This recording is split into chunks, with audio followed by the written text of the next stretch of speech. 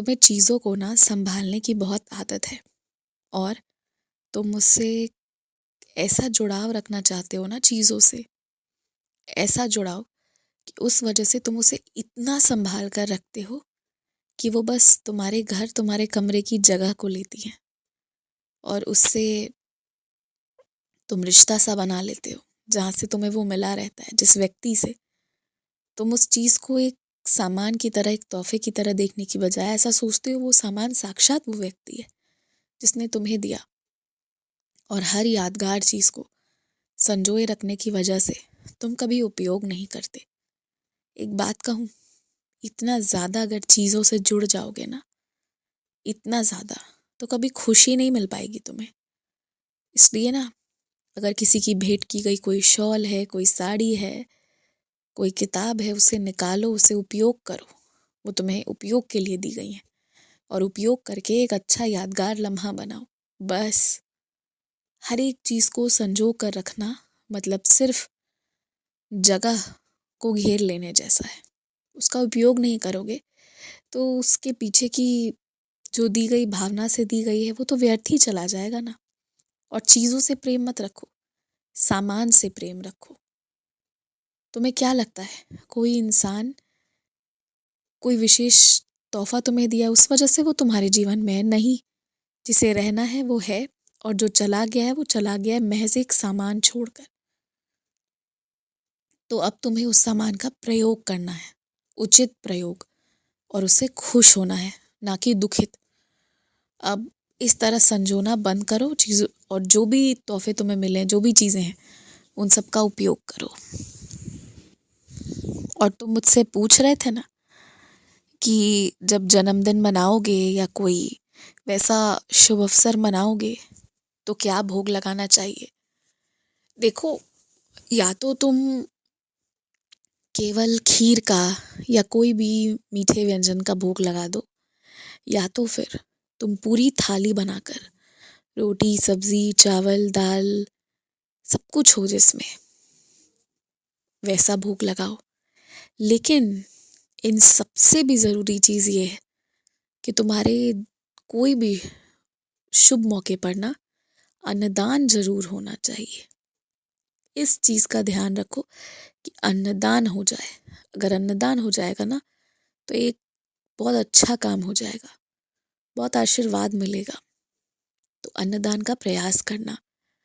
अगर तुम्हारे पास 500 रुपए ही है ना खर्च करने को, तो उसमें भी तुम अच्छा से अच्छा व्यंजन खिला सकते हो, तुम हलवा पूरी वितरण करा सकते हो, जो उपाय वो करा सकते हो, खुद बनाकर भी कर सकते हो। तो बस ये करना। और इस साल, नया साल कुछ अलग तरीके से बनाना। इस साल, नए साल के दिन ना, साल के पहले ही दिन होटल या रेस्टोरेंट मत भागना, बल्कि पूरे परिवार के साथ बैठना। सुबह सभी लोग नहा धोकर इकट्ठे आरती करना। मैं पूजा करने नहीं कह रहा पूरी, पर आरती पूरा परिवार करे और सभी लोग मिलकर नाश्ता करना। हाँ, अगर उस नाश्ते में कुछ बाहर से मंगवाने का मन हो तो थोड़ी बहुत चीज़ें बाहर की शामिल करना, पर पूरा पूरा बाहर का खाना ना हो, ये ध्यान रखना। और उस दिन थोड़ा समय अपने परिवार के साथ रखना, किस्से कहानियाँ एक दूसरे के साथ करना, बातचीत करना, पुरानी तस्वीरों को निकाल कर देखना, सभी रिश्तेदारों को फ़ोन घुमाना, सभी से बात करना। तो उस दिन पूरा समय अपने परिवार को देना और बाहर कहीं जाने की आवश्यकता ही नहीं है। इस चीज़ का भी ध्यान रखना। और जो भी चीज़ तुम चाहते हो कि पूरे साल तुम करो, वही काम साल के पहले दिन करना। और जो चीज़ तुम नहीं चाहते हो कि पूरे पूरे साल करो या पूरे साल हो, वैसा काम साल के पहले दिन मत करना। और एक बात मैं तुमसे कहना चाहता हूँ, जो भी नशा, धूम्रपान करते हो, अगर तुम अपनी कोई भी गंदी आदत छुड़ाना चाहते हो ना, तो तुम अगर प्रयास करने को तैयार हो तो मैं तुम्हारे साथ काम करने को तैयार हूँ। फिर उस गंदी आदत से तुम्हें मुक्ति मिल जाएगी। कोई बड़ी बात नहीं है, लेकिन इसके लिए तुम्हें तैयार होना चाहिए। नशा, धूम्रपान सिर्फ खाने पीने की चीज़ों का ही नहीं मैं कह रहा हूँ, कोई भी और भी कोई आदत है जो खराब है, तुम छुड़ाना चाहते हो तो तुम अभ्यास करो, तुम्हारी आदत छूट जाएगी।